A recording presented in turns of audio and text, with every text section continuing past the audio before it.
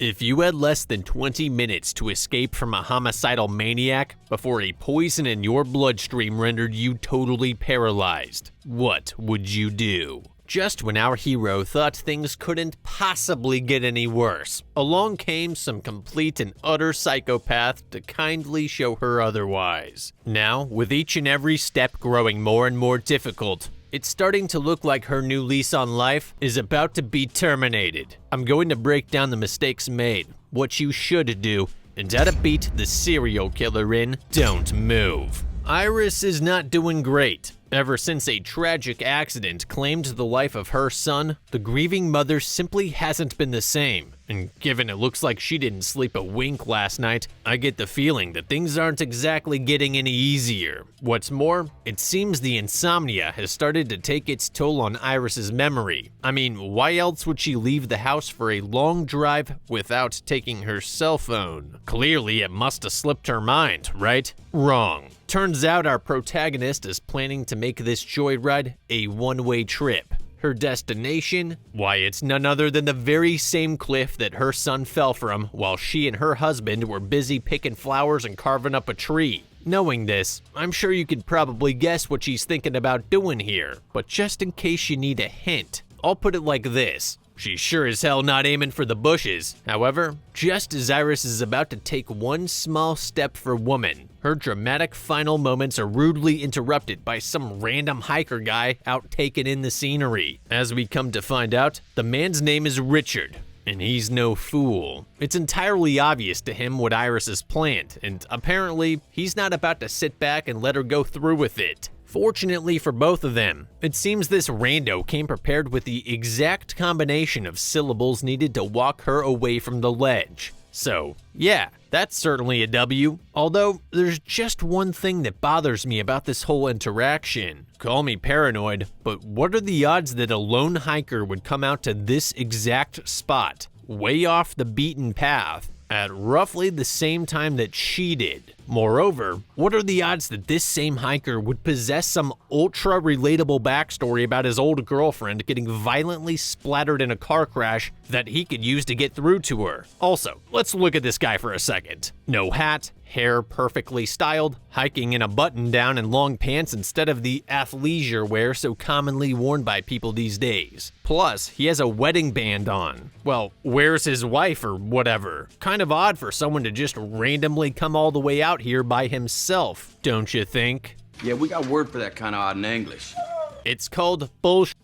Nerds, you want to know what a hero smells like? It's called Ambassador Min by Chisada, and if you're looking to exude some sophisticated masculinity yourself, today's sponsor can help. I'm talking about Scentbird. Scentbird is a fragrance subscription service on a mission to help you find the right scent for every occasion. And the best part is, they do it without all the cost and the commitment of buying entire bottles. See, that's the thing about fragrance shopping. If you go out and buy a full-sized bottle of something nice, you could be out $300 or even $500. And then what? You just have to hope that you don't get tired of it before you run out. Nah, forget about that. With Scentbird, you can explore more than 700 different scents from popular brands like Prada and Versace for the monthly price of $16.95. Plus, they even have more niche brands like Parfums de Marly and Roja just in case you're looking for something a little bit more out there. Each month, a 30-day supply of your selected fragrance will arrive at your door in one of these handy little dispensers. And if you ever get over it or feel like trying something new, you can easily change your next month's scent with only a few clicks right from the comfort of your home. Right now, Scentbird is offering Nerd Explains viewers 55% off their first month when they scan this QR code or use promo code NERD2 during checkout. And to get your first 30-day supply of fragrance for only $8. Sign up with Scentbird today and upgrade your game with the smell of success. Alright, analysis. Richard, or whatever his name is, saw an attractive woman driving alone and decided to follow her. This is an extremely common MO for violent criminals looking to score an easy target. Best case scenario, the mark will isolate, thus making for a simpler attack. And even if they return home, well, now you know where they live. Dude most likely tailed Iris to the park, followed her off the trail, and then watched her from a distance until he realized she was about to do something permanent. Oh, but nerd, you say. If he was just gonna kill her anyway, why would he try and stop her from free solo hang gliding? Yeah, please don't make me spell that out for you. Suffice to say, the guy's probably not the kind to let gravity have all the fun. Now, as for his appearance, Richard's outfit is just general enough that it would be appropriate for most locations, even out here, since it's not like a dress shirt or slacks or anything. And his overall well-kempt appearance makes it easier for him to approach her. Same thing with the wedding band. After all, if there's at least one woman out there that loves him, surely he can't be a total psychopath, right? Dude probably got it off of Amazon. Anyway, these are all things that should be going through Iris's mind as she follows her mysterious savior back to the parking area. However, I can forgive her in this case given she's probably still pretty worked up about the whole "I almost died" situation. And besides, it's not necessarily impossible that the man just happened to be in the right place at the right time to stop her. I just think it's extremely unlikely and therefore suspicious. Now, that being said, what I cannot forgive is the fact that Iris sees how Richard parked so ridiculously close to her in an otherwise empty parking lot without immediately realizing what is about to happen. Seriously though, it's like the urinal meme come to life, except instead of sharing his life story with you, the dude just tried to block off your driver's side door. I wonder why. Richard. Why do you keep calling me that?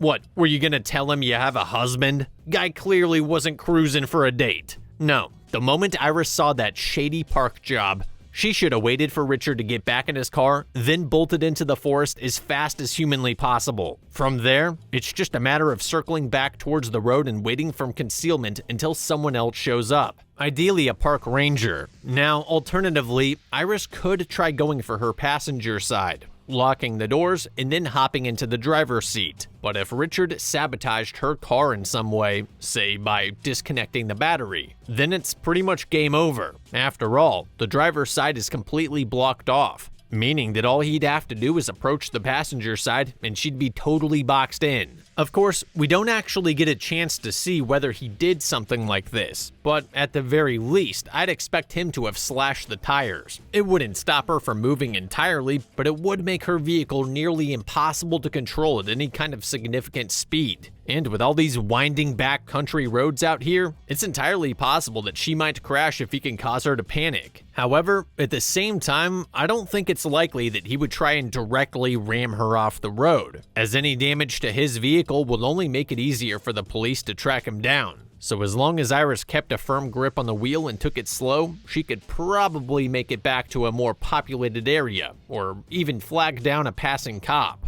Either way, the biggest issue with both options is the fact that Iris left her phone at home, which even when considering her original plans for the day, just seems like a really stupid move. I mean, sure, she wouldn't be needing it where she was going, but you never know what might happen along the way. You know, what if after the fall she wasn't dead, but just severely injured? Then she'd be forced to lay there and take it while ants crawled up her nose and coyotes picked at her mangled limbs. What a bummer that would be. And speaking of bummers, I can think of few greater than waking up in the backseat of your kidnapper's vehicle, only to realize your smartwatch is the kind that can't make emergency calls without your phone present. What makes it even worse, however, is that the himself is the one who's telling her this, which means he must have gone through her pockets at some point. Although, if that's really the case, I gotta wonder how he could have possibly missed the bright red Swiss Army knife she has in there.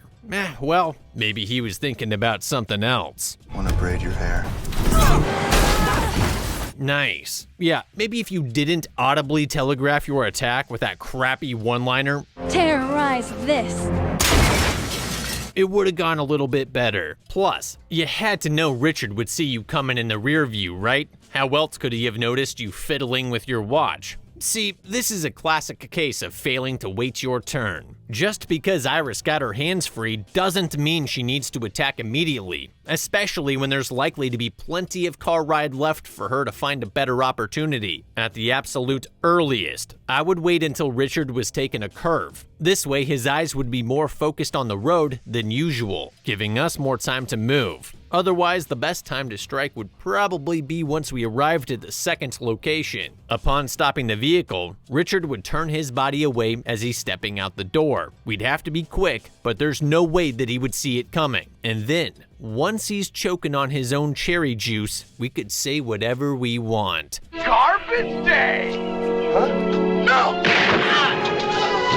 You're Swiss out of luck, pal. Or maybe, knife meeting you, Richard. No, wait. How about, thanks for the ride, you piece of shit? Yeah. Oh, and yeah, obviously waiting until we stopped would come with the added bonus of not crashing into a tree at 35 miles an hour. Realistically, this would have been a lot worse on Iris, since she wasn't wearing her seatbelt. But hey, at least she's still alive. At any rate, now's the part where she should grab that knife from the passenger headrest and finish what she started before Richard snaps out of it. In fact, this would actually go quite nicely when paired with the whole seatbelt strangle maneuver she pulls. But alas, it seems our hero just kind of forgets that the knife exists for a minute, thereby giving the big bad just enough time to flip the script with a little tick-tock CQC. The result is a sort of standoff outside the Subaru, at which point Richard drops the big reveal. Evidently, this guy's idea of an insurance plan is to inject his victims with a powerful paralytic substance that'll keep them fully immobilized for the duration of a feature-length film. I mean, he could have just checked her pockets properly and reinforced her restraints with extra zip ties and duct tape, but I guess this works too. Only there's a slight catch. Once it kicks in, you have about 20 minutes before you're completely paralyzed. Okay, so what you're saying is, we need to kill you right now. Got it. For real though, dude's not doing himself any favors by letting the cat out of the bag. That is assuming he's even telling the truth to begin with, right? Well, hell, maybe he's got diabetes and was carrying an insulin shot in his pocket. God knows he hasn't exactly been a trusted source of information, and while it might certainly seem convincing, I could easily see this being some kind of ruse intended to make us feel hopeless enough to give up or something. Of course, even if he's telling the truth, I'm not sure squaring up is actually the best option here. Fact is, even with Richard injuring his leg in the crash, there's still a considerable size and strength difference at play. And while Iris does indeed have a knife, it's a very small one that doesn't even lock back. This means she's pretty much limited to slashing at his throat, as stabbing motions could easily cause the blade to close on her own fingers if she gets a bad angle. Also, we know he successfully thwarted one of her knife attacks already, so it's possible that the dude has some kind of training or experience that evens the playing field a bit. Nah, the way I see it, it all comes down to whether or not Iris has started experiencing any effects of the paralytic agent he supposedly jabbed her with. It's impossible for her to know when exactly it was administered, since she was unconscious for a while, so all she really has to go off of right now is what she's feeling. If it feels like her legs could give out at any second, then she might as well Hail Mary the blade into his carotid while biting, scratching his eyes, headbutting, kicking him in the balls, anything that she can possibly do while she's still standing. After all, falling down 40 yards away isn't really all that different than falling down right in front of him.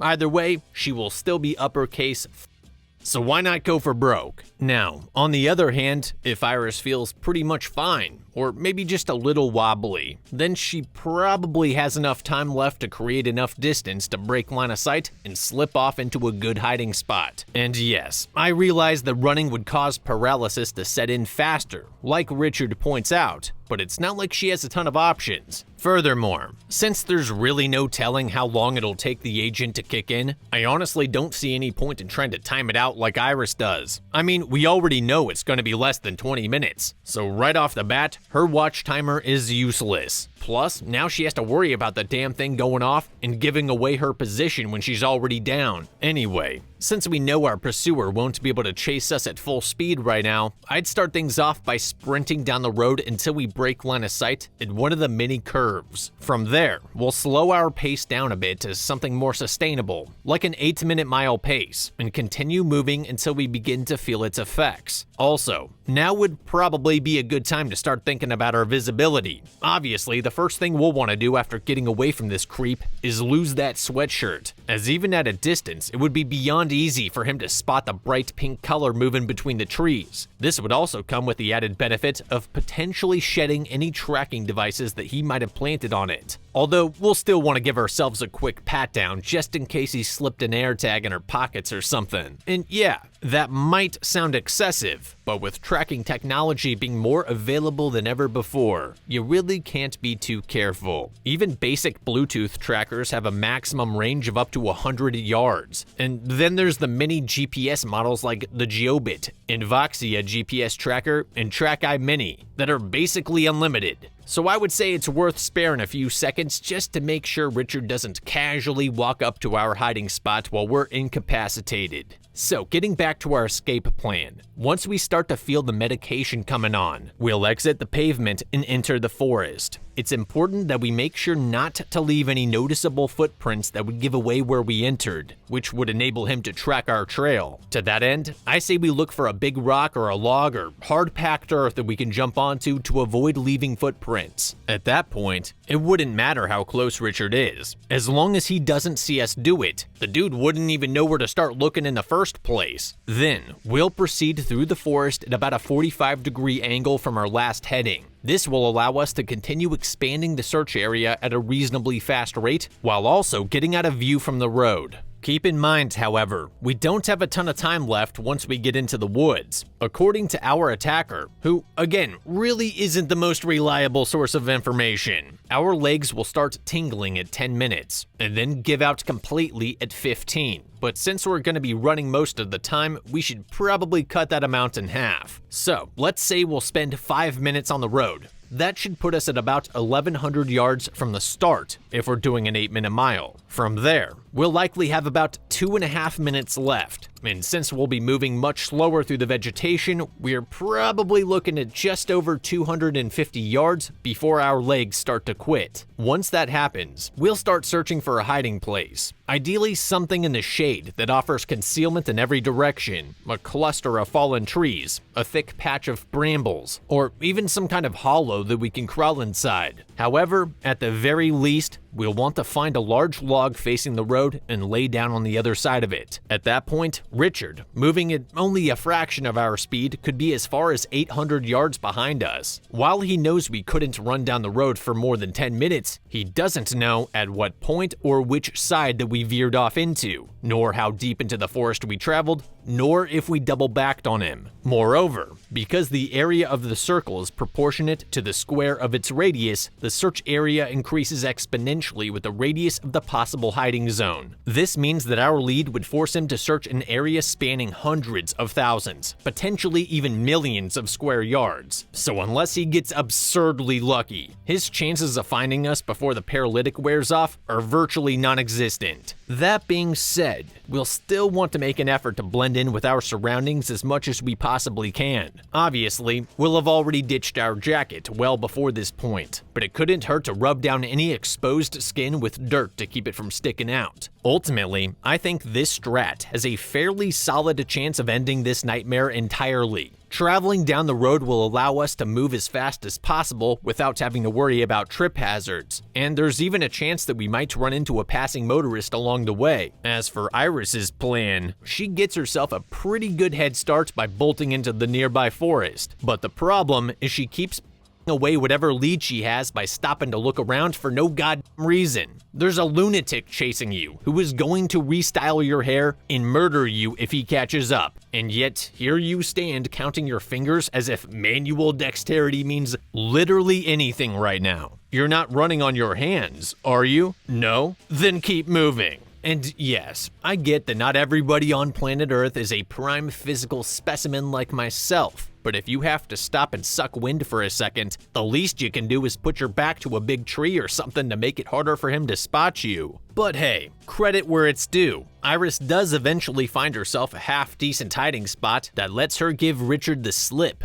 For the moment anyway. Thing is, when he inevitably gets tired of looking, there's a solid chance that he'll simply turn around and retrace his own steps back to the parking lot, at which point he'll be facing the side of the hollow where Iris isn't fully concealed. Unfortunately, however, it doesn't even take him that long. Okay, I feel like that was a bit of an overreaction on her part there. You're telling me she couldn't at least try and snoof the critter out of her nose before screaming and giving away her position? Dude was already 20 plus yards away at that point. All you had to do was just wait a little bit longer and you could start dragging yourself to another hiding spot.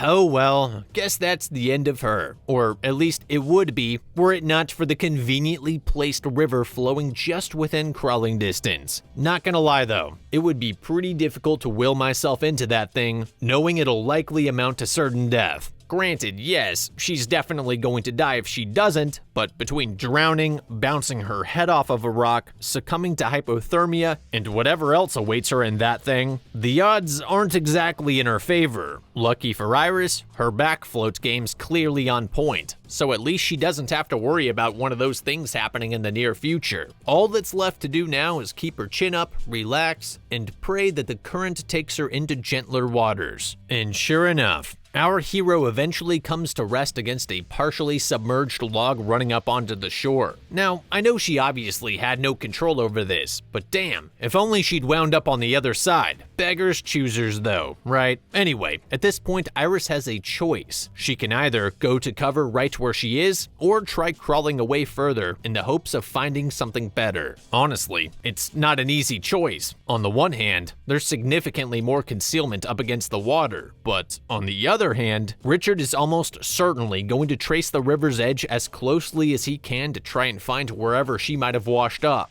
However, on the other hand, if Iris crawls to cover somewhere away from the riverbank, she'll undoubtedly leave behind drag marks that he can use to track her down. There is another factor though. It's often said that you should follow flowing water in a survival situation, as there's a decent chance of finding a cabin or home built alongside it. It's a long shot for sure, but I think at this point Iris's only chance of surviving this nightmare is for a third party to happen upon her. For that reason, I think she makes the right decision to keep moving, even if the likelihood of finding somebody out in the vastness of the California wilderness is basically slim to none. But lo and behold, it turns out our girl just so happened to exit the river at the property line of some kindly old hermit with a penchant for lawn care. And with that, it seems things are finally looking up for her. Well, maybe. The retiree clearly hasn't spent a ton of time around people lately, as upon finding a soaking wet woman lying unresponsive in his yard, the dude pretty much abandons all common sense. She's already in the recovery position. Do not roll her onto her back. There's obviously something wrong with her. Do not waste precious minutes playing one blink for yes to figure out what it is. Right now, the only thing Methuselah should be thinking about is running back inside to his cabin and dialing 911. Once that's done, and only once that's done, should he think about loading her up in the wheelbarrow and bringing her back inside. I mean, the fact is, unless you're a trained doctor with an entire ER's worth of medical equipment lying around your house, you are not qualified to address whatever she's going through. So the number one priority needs to be getting a hold of somebody who is. And wouldn't you know it, all the geezer's dawdling wastes just enough time for him to receive a sudden knock at the door before he can call the authorities. Thankfully, during the interrogation phase of his intervention, Iris was able to convey to him that she was in trouble, and so, being the stalwart protector of innocent life that he is, the old man double locks the door and barricades it before picking up the phone and getting help on the way. Nah, he actually opens right up. Oh, but don't worry though, he made sure to stuff Iris under the couch beforehand. Like, dude, if you're concerned enough about a potential bad actor to hide her like that, why in the hell would you even consider talking to him? It's not like you're getting a ton of visitors out here. And besides, if this woman is trying to get away from somebody, the first person who shows up after you find her is probably who it is. Seriously though, I can understand thinking you might be able to throw the guy off her trail, but for all you know, he watched you bring her in there. You certainly took your sweet time after all. Plus, how good do you think you are at deception when you're never around other people? Ask any accomplished liar out there. They'll tell you it takes practice. Or maybe they won't. Whatever. The least you could do is arm yourself for when the ensuing confrontation inevitably turns hostile. But no, old Bill literally does nothing to hedge his bets in this situation. And so when Richard barges in and sees the wheelbarrow sitting in his living room, the jig is pretty much up. Then again, you know what they say about old man strength. I'm not gonna hurt you. I'm gonna kill you. No, you're going to try. Turns out the old dog's bite is a hell of a lot worse than his bark. And that's really bad news for this scumbag's liver, and his rib cage, and his teeth. However, while I absolutely applaud Bill's eagerness to kick a man while he's down, it seems his targeting isn't quite where it should be. You see, the man's side, though vulnerable, is not where his brains are. So forget wailing a tune on this dork's short plate. It's time to crank things up to 11 and bring that clodhopper down on the back of his skull. After all, this guy literally told you he was going to kill you, and he's clearly making an effort to do just that. Last thing you need is for him to remain conscious long enough to grab some kind of weapon and turn the tables on you, which is, of course, exactly what happens. God. Alright, now I'm starting to get off. You mean to tell me the old guy had a perfectly good killing knife sitting right on his desk, and yet he went to greet the stranger without so much as a barbecue fork tucked in his belt? Come on. I mean, you're living all the way out here with help minutes if not hours away. What possible reason could you have not to be properly armed? Like, I get it's California and all, but Bill would have had plenty of time to jump through all the required hoops to get himself a compliant Glock, or wheel gun or something. Oh, that is until some psychotic ne'er-do-well kicks his door in and starts stabbing him with his own knife. Awesome. Well, so much for that. And just to add insult to injury, Richard decides to hide the evidence by dousing the interior with gasoline and burning the place to ashes, all with Iris still laying immobilized right under a tinderbox. Now, this is one of those moments where you simply have to admit that you've been beat. And clearly our hero knows that. This is why, instead of resigning herself to a closed casket funeral, she decides to use what little motility that she has left to signal Richard via the blinds and surrender herself to his control, at least for now. Yeah, there's just one problem though. With as much as the fire has already overtaken the structure, there's no way this dude would be able to reach her without keeling over from smoke inhalation. So realistically, this is where Iris gets off. Lucky for her. In this case, most of the flames that we see inside are actually CGI, and so after moving the couch aside, our villain hauls his victim out for one more ride through the back roads. Naturally, this development isn't exactly what you would probably call a win. But there is still one piece of good news. The fact that Iris was able to grip and pull the blind cords suggests that she's starting to regain control over her faculties. Thing is, Richard almost certainly realizes this too, so it's likely that he'll try to move up his timetable a bit to account for all the various delays. That said, he won't be getting anywhere without gasoline, and with the old man's truck currently running on empty, the killer's left with no other choice but to pull into a nearby service station and fill up the tank. This, of course, presents our protagonist with yet another opportunity to escape, as the abundance of other people means Richard can't meaningfully restrain her without arousing suspicion. What's more, if she can use her big doe eyes to get someone's attention, there's a decent chance one or more of the bystanders might intervene, or at the very least dial 911. However, being the cunning and quick-witted psychopath that he is, Richard takes some steps to limit this possibility.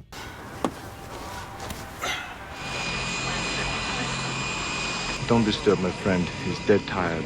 Yep, that ought to do it. Frankly, there's not much I can really say here that Iris doesn't figure out immediately. With Richard being forced to pay for the gas inside, all she has to do is unclip her seatbelt and then bonk her head against the window to knock the hat off. From there, it's just a matter of making googly eyes at everybody who passes by until someone eventually catches on. Sure, it's easier said than done when your motor skills are more like motor suggestions, but at this point it seems the medication's worn off enough for Iris to make it all happen. One thing I will say though, when we finally make eye contact with that lady at the pump, I would try hard blinking my eyes in a conspicuous fashion to really drive home the fact that we're trying to get her attention. It's a minor nitpick, I know, but given this is pretty much our only chance, we can't afford to let this rando brush off our wanting gaze as something other than a legitimate cry for help.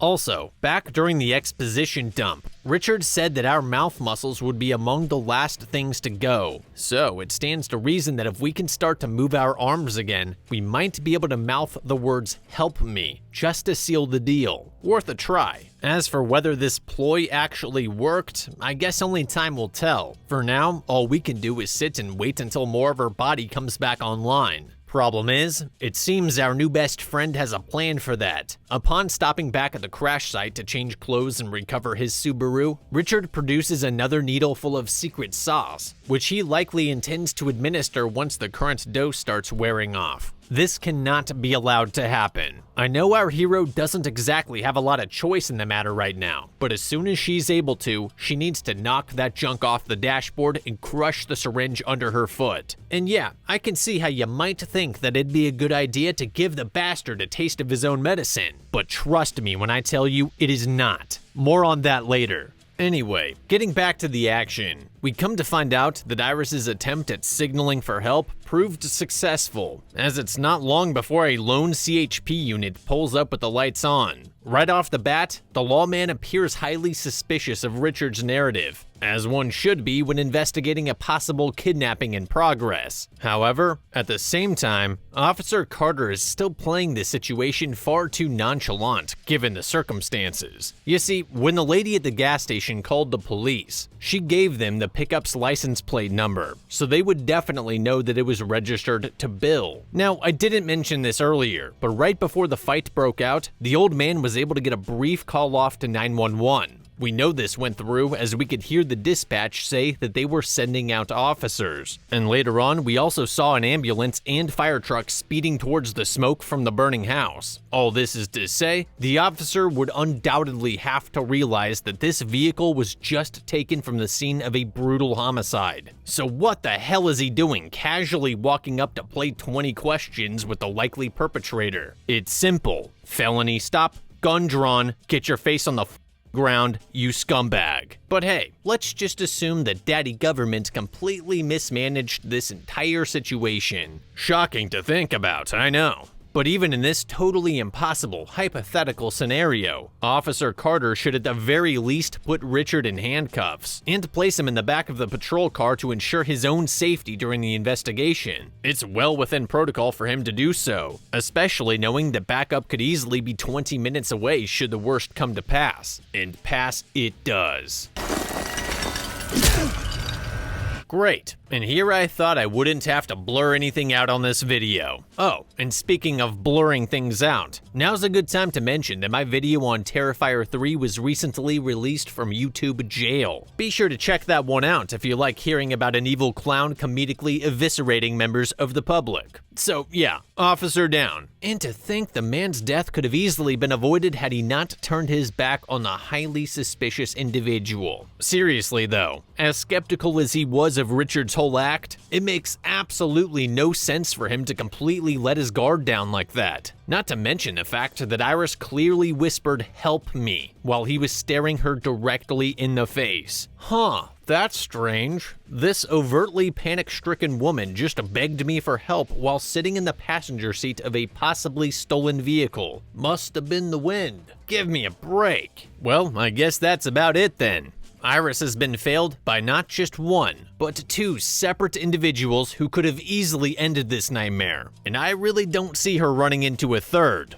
Furthermore, at this point Richard has to know that his whole operation's borked beyond repair, so it's likely that he'll seek to wash his hands of it as quickly as possible. One thing's for sure though, were I in Iris's position, the last thing that I would do is open my mouth and start throwing shade. Not only is it generally inadvisable to aggravate someone after you've personally watched him murder 2 innocent people over the course of a couple hours, it also demonstrates that she's regained a significant amount of motor function. And while I'm sure that someone with Richard's experience would have a solid grasp of the usual timetable, this particular hit has been anything but typical. Dude's got witnesses seeing him with the victim. There's probably surveillance footage of him at the gas station. The law's after him, and now, just to top it all off, the man's wife and daughter just called to announce that they're planning to intrude on his special No Girls Allowed bachelor weekend. The nerve of some people. In any case, there's probably a lot more on Richard's mind than usual right now, which means he could easily let something as crucial as redosing Iris slip through the cracks. You know, unless she reminds him. Been down there.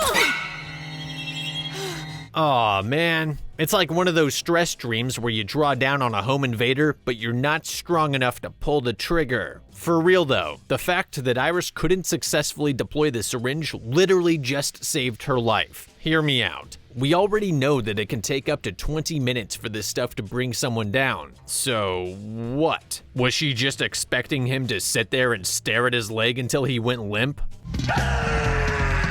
No. The second Richard realized he was on the clock, he would pull out that special knife he was saving for just this occasion and slice her across the throat from ear to ear. Then he would calmly get out of the truck, push it into the lake, which he just revealed contains the bodies of his many victims, and then go find a nice shady spot to lie down for a few hours until the meds wore off. How exactly does that help her situation at all? Look, the only way that junk would be of any use to Iris is if she were able to run away immediately after planting it. But she can't. At least not yet anyway. So if you're not going to destroy it completely like I mentioned earlier, then at the very least hold on to it until you know for a fact that it's going to be useful. So, having said all that, what should Iris have done in this situation? Well, the first thing that we need to acknowledge here is that she is extremely, unequivocally, profoundly okay, just about the only way that she'll be able to get out of this situation is by exploiting a colossal mistake on Richard's part, which would be a hell of a lot easier to do if she hadn't just shown her hand. Now the dude's gonna be watching her a lot more closely, especially since he knows that she'll only grow more and more desperate the closer it gets to the end. At any rate, I realize I still haven't answered the previous question, so without further ado, here's my thought. The entire time we're one-on-one with Richard, we stay full-on wet noodle. We don't say anything, we don't turn our head, we don't move a muscle. Then, once this nutjob gets us positioned for the main event, we finally break our silence with a whisper to try and draw him in close. If we're lucky and he takes the bait, we'll use whatever strength that we have left in us to grab for the pistol in his waistband. At that point, we'll put 2 fingers from our support hand through the trigger guard and pull back as hard as we can while pushing forward with our dominant hand. Firing the gun in this manner will allow us to make use of more gross motor skills than usual, which would probably be the only way Iris could feasibly overcome the piece's initial 10-pound double-action trigger pull in her current state. And no, we wouldn't have to worry about flipping off a safety, as the Beretta 92 pistol's designed to be carried decocked with the safety off and one in the chamber. Best part is, after the first shot, it switches to a much lighter single-action trigger, which will make it significantly easier for us to dump the rest of the magazine into his face hole. Naturally, this plan hinges on a number of factors that we have no control over, including Richard's position and behavior. But given the circumstances, there's really not all that much that we can actually do. So if we're gonna get out of this mess at all, it's probably gonna have to go something like that. And sure enough, it actually does. You see, as a final thank you for all her patience during this difficult time, the big bad decides to give Iris a free boat ride out to the middle of the lake. It is here that our hero politely asks him to remove her dead son's small plastic boat from inside her pocket. And being the stand-up guy that he is, Richard obliges. Prior to this moment, however, Iris noticed a large knife about to fall out of the man's belt, and so, not wanting him to lose it, she quickly takes hold of the handle and jams the blade clear through his neck. It's not over yet though, as Richard decides to return the favor at about 1100 feet per second. Yada yada yada, Iris rocks the boat, he falls overboard, she gets the gun, and I'm sure you all know what happens next. That's for making me explain math, you creep. And with that, Iris is free to almost drown because she shot a bunch of holes in the boat. But wouldn't you know it, the muscle relaxer had pretty much worn completely off by then, allowing her to paddle back up to the surface and eventually reach the shore. As a matter of fact, it was probably pretty stupid of Richard to squeeze out that second syringe after Iris jabbed him with it. Anyway, in the end, Iris survived to look Richard dead in the eyes right as he breathed his last breaths. That's right, dude actually managed to pull himself out of the water after all that, which really makes me wonder why she would want to get anywhere near him without a weapon in hand. Ah well, what's important is that both Bill and Officer Carter would have survived if they had taken our advice. And Iris herself could have potentially avoided this entire ordeal. For that reason, I think Don't Move was beaten. Moral of the story, never answer your door for strangers, no matter how much they cry. Thanks again to Scentbird for sponsoring this video.